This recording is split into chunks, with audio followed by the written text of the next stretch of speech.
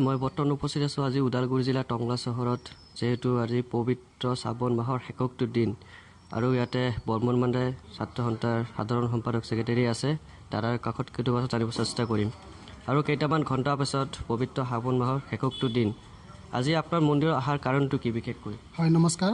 পোনপ্ৰথমে মই আপোনালোকৰ নিউজৰ তোমালোকক মই ধন্যবাদ জ্ঞাপন কৰিছোঁ যে আজি মই টংলা চাটগেৰি শিৱ মন্দিৰত প্ৰাংগণত অহাৰ উদ্দেশ্য হ'ল কি যে ঠিক কিছু সময় পিছতে বা কিছু ঘণ্টা পিছত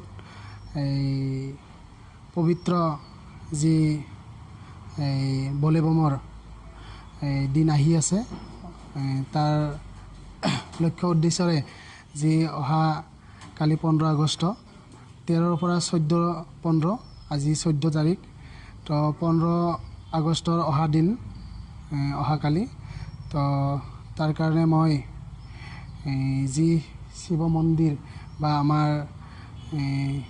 যি গোহাঁই প্ৰাংগণত মই সেৱা বা প্ৰণাম কৰিছোঁ, যাতে আমাৰ 15 আগষ্টত যাতে আমাৰ স্বাধীনতা দিৱস যি 75 দিৱস স্বাধীনতা দিৱস যি আমি পালন সকলোৱে কৰিম।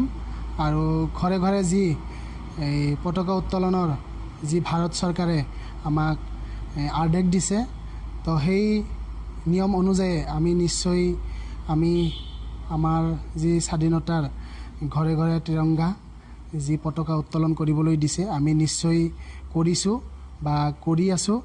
আৰু অহা যিটো 15 আগষ্টত আমি নিশ্চয় 15 আগষ্টৰ দিৱস আমি পালন কৰিম।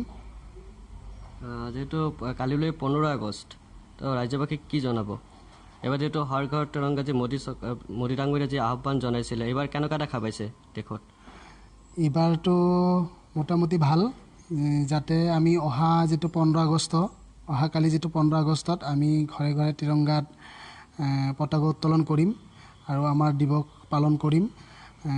মই মোৰ ফালৰ পৰা এইটোৱেই আহ্বান জনাইছোঁ ৰাইজক, যাতে শান্তি সম্প্ৰীতিৰে যাতে অহাকালিৰ দিনটো যাতে আমি এই 15 আগষ্টৰ যিটো পতাকা উত্তোলনটো আমি দিৱসটো পালন কৰিব পাৰোঁ শান্তি সম্প্ৰীতিৰে, যাতে কোনো বিশৃংখলাৰ সৃষ্টি নকৰি যাতে আমাৰ মাজত মানে আমি যাতে এই 75 বছৰ যিটো স্বাধীনতা দিৱস আমি যাতে পালন কৰিব পাৰোঁ।